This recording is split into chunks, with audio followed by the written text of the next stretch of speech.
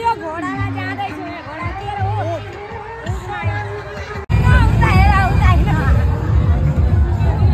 Hello everyone सबैजनालाई स्वागत छ मेरो आजको सानो मिनी भ्लगमा। साथै यो मिनी भ्लग चाहिँ अस्तिको नवरात्रिको हो। हामीहरू चाहिँ नवमीको दिन नाइटमा मेला घुम्न गएका थियौँ। यहाँ ठुलो मेला लागेको थियो, 10 ठाउँमा जतिमा लागेको थियो। साथै हामीहरू चाहिँ एक ठाउँमा गयौँ, किन भन्दाखेरि त्यहाँ चाहिँ धेरै ठुलो राम्रो लाग्छ अरे। अनि भात सात खाएर हामीहरू चाहिँ नाइटमा निक्लियौँ क्या थियौँ मेला हेर्नको लागि, किन भन्दा नाइटमै राम्रो हुन्छ नि त, लाइटहरू बलेको हुन्छ। अनि त्यही भएर हाम्रो रुमबाट चाहिँ 8 बजीतिर निक्लेका थियौँ। मेरो हस्बेन्ड चाहिँ यहाँ ओला बुक गर्नु हुँदैछ।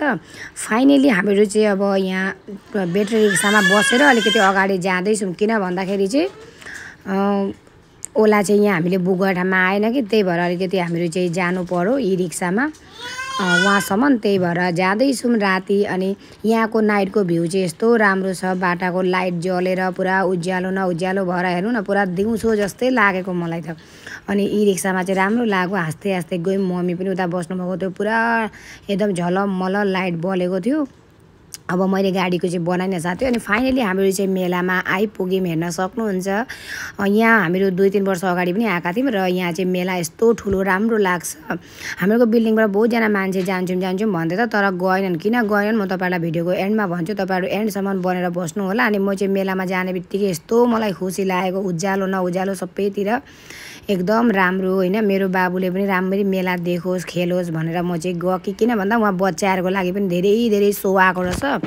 अनि बहिनीकी छोरीले पनि आफ्नो छोरीलाई लिएर गयो। यहाँ चाहिँ साथी हो रावणको पुरा देखाउँछन् अरे दशमीको दिन। अनि त्यही भएर यहाँ चाहिँ पुरा हुँदै थियो। हामी चाहिँ यहाँ हेरेनौँ, यहाँ चाहिँ फ्रीमा टिकट काट्नु पर्दैन।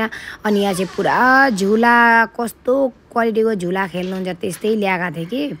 अनि राम नभन्नु न साथी हो, टिकट नपाएर यति महँगा, कसम भगवान कसम भने कि यति महँगा मेला म जिन्दगीमा फर्स्ट टाइम गएँ साथी हो। जहीँ झुलामा चढ्नु तपाईँहरू 200बाट 250 हो। अनि त्यहाँबाट जे खाए पनि 100 रुपियाँदेखि माथि छैन। चारवटा पानीपुरीलाई 100 रुपियाँ। यो चाहिँ भूत बङ्गला अरे साथी हो। यहाँभित्र चाहिँ 3-4वटा भूत बनाएर राखेको रहेछ।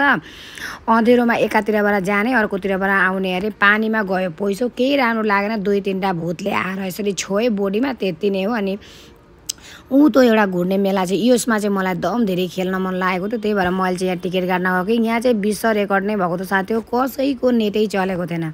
जसो तसो गरेर हामीले चाहिँ लगेको पैसाले चाहिँ म्यानेज गऱ्यौँ। यहाँ चाहिँ मेरो बाबु अब फाइनली खेल्न आँटो, किन भन्दाखेरि सबैभन्दा पहिला छोरो खुसी भयो भने मलाई राम्रो लाग्छ। त्यही भएर बाबुको लागि चाहिँ स्पेसली मैले सानो गाडी कहाँ छ भनेर खोज्दै थिएँ, यहाँनिर रहेछ।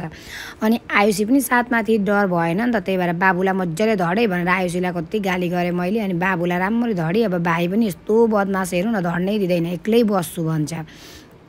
यस्तो खुसी भएको मेरो छोरो नाम नै मानेको थिएन साथी हो। यो बच्चाहरूको खेलेको पनि 150 रुपियाँ, एक पाक घुराइदिए 150 रुपियाँ अरे। अनि बहिनीकै छोरी लिएर मेरो छोराले चाहिँ खेले। अनि मैले चाहिँ बेरन पनि किनेर यहाँ चाहिँ टिकट पनि काट्यौँ हामीले। घोडा गाडीमा चढेको, ऊँटमा चढेको।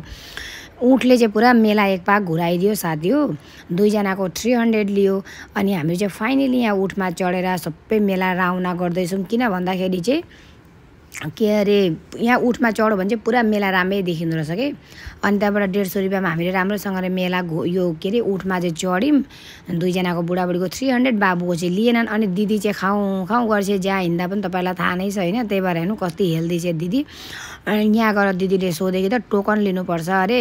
1 प्लेट बाहिर 10 रुपियाँको चाउमिनलाई यहाँभित्र 100 रुपियाँ साथी हो। म त रिसाले खान्न भन्दै थिएँ, दिदीले त नखा म चाहिँ खान्छु भनेर चाउमिन पनि ल्याइछे।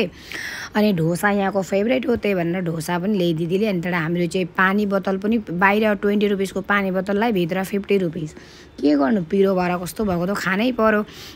मेरो बिल्डिङका साथीहरू मान्छे जाँदै किन गएनन् भन्दाखेरि नि त सब भनिरहेका थिए यति महँगा मेला को जान्छ भनेर।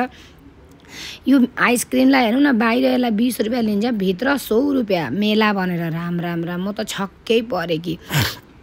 अनि फाइनली हामी चाहिँ यहाँ 600 को टिकट काटेर माथि चढ्यौँ। मम्मीले चाहिँ मलाई डर लाग्छ खेल्दिनँ भन्नुभयो। अनि मम्मीले खेल्नु भएन, म मेरो हस्बेन्ड अनि दिदी मात्रै चढेका थियौँ। तलबाट बुनुले बाबुलाई धर्दिए, अनि बाबुलाई चाहिँ एलाउ छैन अरे यहाँ चाहिँ। त्यही भएर साथै मेरो बोली कस्तो धेरै बासिरहेछ, छोरालाई र बहिनीकी छोरीलाई कराएर मेरो बोली चाहिँ इग्नोर गर्नु होला है साथी हो। फाइनली हामीहरू चाहिँ झुलामा बसिसक्यौँ र मलाई चाहिँ डर पनि लाग्यो किनकि जब स्पिड चल्यो नि त त्यतिखेर कस्तो मुटु नै चिसो भयो। यसमा चाहिँ म कहिल्यै चढेको थिइनँ किन भन्दाखेरि सबै झुलामा चढेको थिएँ। यो चाहिँ अनकमन रहेछ, त्यही भनेर म चाहिँ यहाँ चढेँ।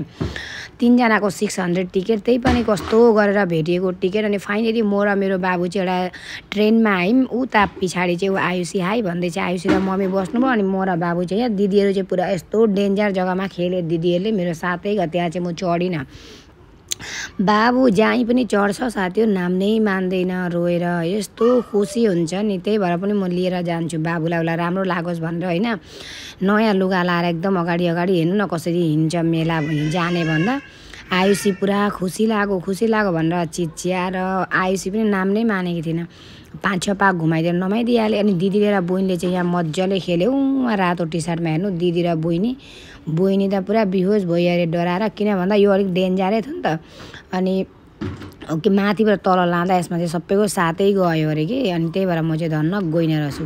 पुरा हेर्नु बहिनी कस्तो गरेर खेल्दैछ लास्टमा रातो टी सर्टमा। म चाहिँ यहाँ खेलिनँ। अनि फाइनली मैले चाहिँ यहाँ फायर पान खानको लागि आएँ। यस्तो रहर लागेको थियो मलाई फायर पान खाँदाखेरि।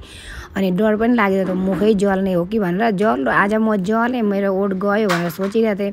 तर यसले केही हुँदैन भन्थ्यो कि यो पनि पान खिलाउने मान्छे पनि पिएर पुरा टुन रहेछ। यस्तो जिन्दगीमा तपाईँले यो भिडियोबाट एउटा सिक भेट्नुभयो, कहिले पनि जिन्दगीमा फायर पान चाहिँ नखानु। यस्तो घटिया यति नराम्रो हुँदो रहेछ। मैले जस्ट भिडियोको लागि चाहिँ एउटा पान खाइरहेको थिएँ साथी, बनाउनु पनि पर्यो र होइन लाइफमा के छ त्यही भएर चाहिँ इन्जोय पनि हुन्छ भनेर खाइरहेको थिएँ। यस्तो नराम्रो फायर पान खाइसकेपछि म चाहिँ बिहोस भएको थिएँ। मुखबाट दिदीले निकालेर अनि मैले आइसक्रिम फेरि खाएँ। त्यस्तो नराम्रो हुँदो रहेछ साथी। अनि डराइ खाएको थिएँ। मेरो बुढाले गर भन्नुभयो, गरेको त यसले खप्पै हालिदियो। पोल्न चाहिँ पोलेन है साथी। मजा लाग्यो, इन्जोय चाहिँ मजा भयो मेलामा। बहुत धेरै राम्रो लाग्यो मेला घुमेर मलाई एकदम धेरै। त्यही भएर हामीहरू चाहिँ मेला घुम्न सधैँ जान्छौँ साथी। फाइनली साथी हामीले चाहिँ मेला घुमिसक्यौँ। निकै नै मन लागेको थिएन कि मेला घुम्दा अब चाहिँ घर जान आँटेका। बहुत धेरै राम्रो त बिहोस भइरहेको थियो अरे उहीँ झुलामै। भिडियो राम्रो लाग्यो भने चाहिँ लाइक कमेन्ट सेयर गर्नु होला। नेक्स्ट भिडियोमा बाइ बाइ। मजा भयो दसैँको मेला। साथै मेरो हस्बेन्डले ओला बुक गर्नुभयो अनि रातिको टाइम अब होइन केही भेटिँदैन, त्यही भएर चाहिँ ओला उबेर नै हुन्छ बेस्ट। अनि बुक गर्नुभएको थियो। फाइनली गाडी पनि आयो र हामी चाहिँ घर जाँदैछौँ। अहिलेको लागि चाहिँ यति नै। भेट्ने अर्को भिडियोमा। By by.